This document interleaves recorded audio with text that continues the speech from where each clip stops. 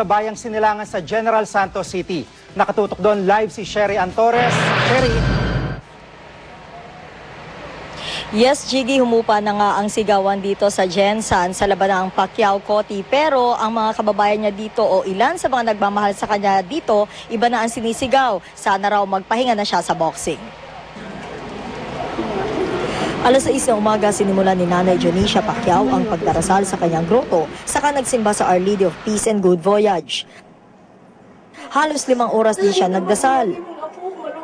Akay na mga kasama, hindi siya agad nakapagsalita sa sobrang pagod. Nang makabawi,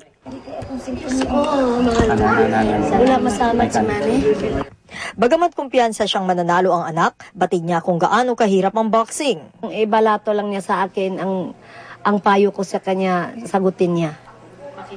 Makinig siya sa akin nga, uminto niya siya, stop na siya sa pagboksing. Papatulong ka ba kay Jinky na kumbinsihin si Manny? Nagtulong kaming dalawa. Nagtulong-tulong kaming dalawa. Ayaw ako lang yung anak mo, ma'am. Ayaw pa niya. Ang kapatid ni Manny na si Liza Pacquiao Unding tuwang-tuwa rin sa panalo ng pambansang kamao. Nagulat siyang umabot pa sa 12 rounds si Clotty. Akala ko mga 9 rounds lang, pero matibay si Clotty. Pero wala siyang, hindi siya masyado nakatama kay Manny. Puro ganun lang. Sa kasagsagan ng laban, halos mayanig ang mansyon ng mag-asawang Manny at Jinky Pacquiao sa lakas ng sigaw ng mga nanood tuwing makakatama ng suntok si Pacman. Maging ang Lagaw Gymnasium na may libreng palabas, di mahulugang karayom sa dami ng tao. Nakinuod maging mga lokal na opisyal, gaya ni South Cotabato Representative Darlene Antonino Custodio na nakalaban ni Pacman noong eleksyon 2007. Dito naman sa Gensan, hihintayin ni Nanay Dionisha ang anak. Nang tanungin tungkol sa hamon ni Floyd Mayweather Jr. kay Manny, Ayaw ko na. Sabihin ko siya, ako na lang. Jiggy, hindi pa tiya kung kailan ang balik dito sa Gensan dito nga si Manny Pacquiao, pero pihado na magkakaroon muli para sa kanya ng Heroes Welcome. Jiggy? Maraming salamat, Sherry Antores. Tinutukan ng libo-libong fans ang pay-per-view ng bakbakang Manny Pacquiao at Joshua Clottey sa San Juan, sa Araneta Coliseum at maging sa mga shopping mall. Doble higpit naman ang ipinatupad na seguridad ng mga pulis para matiyak ang kaayusan. Nakatutok si Rida Reyes. 5,000 taong nanood ng The Event sa The Arena San Juan City. Kasama siyempre ang mayor ng lungsod. Nang awitin na ni Arnel Pineda ang pambansang awit, nagsimula ng maghiyawan ang mga tao.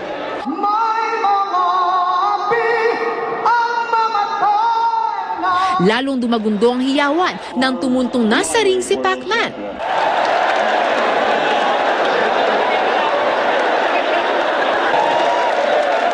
Siguro kung hindi kaya ni Pacquiao ng 5 rounds, baka kayanin niya sa mga susunod na rounds.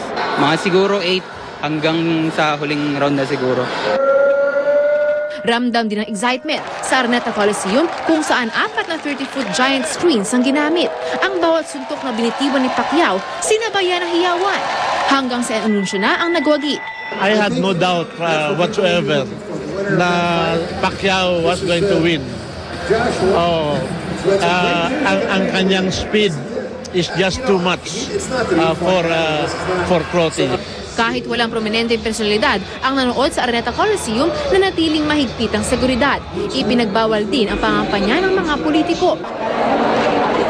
Dinagsa rin ng fans ni Pacman ang ilang mall sa Metro Manila. Rida Reyes, nakatutok, 24 oras. Bukod po kay Manny Pacquiao, isa pang Pinoy ang wagi sa boxing sa Texas. Tinalo ni dating flyweight champion Eden Sonsona ang Colombian boxer na si Mauricio Pastrana sa ikalawang round ng laban. Unang nabigyan ng break si Sonsona nang lumaban siya sa undercard ng bakbakang Manny Pacquiao at Miguel Cotto nung nakarang taon.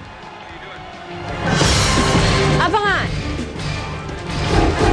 TV host na si Grace Lee na aksidente habang nagbabakasyon sa Korea. At bersyon ni Arnel Pineda ng lupang hinirang, pasado kaya sa National Historical Institute.